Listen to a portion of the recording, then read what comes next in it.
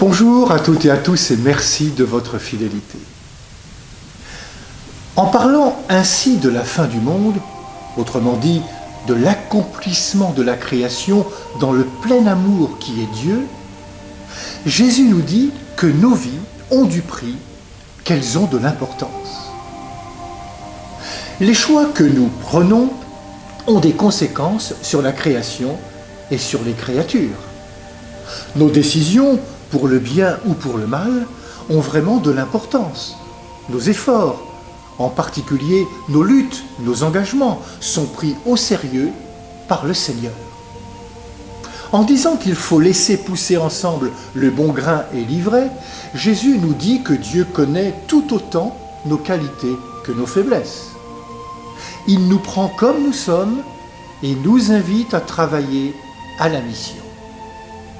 La mission que Jésus propose, c'est toujours pour aujourd'hui, alors que bien souvent, nous la remettons à demain.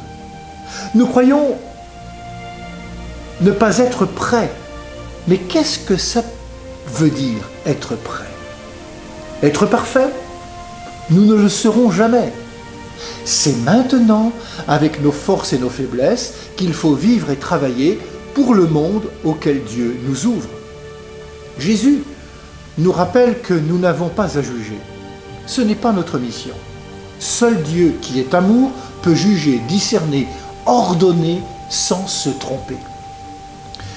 La victoire ultime de la bonté et de l'amour, de la vérité et de la justice sera accomplie par le Fils de l'homme à la récolte, à la fin de la vie. En attendant, prenons la mesure du bon grain que Dieu a semé en chacune et chacun et travaillons pour qu'il porte du fruit.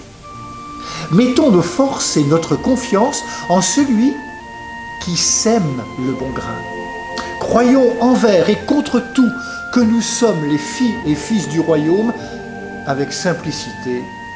Laissons la moisson au moissonneur. Bonne journée à toutes et à tous. Prenez bien soin de vous et des autres.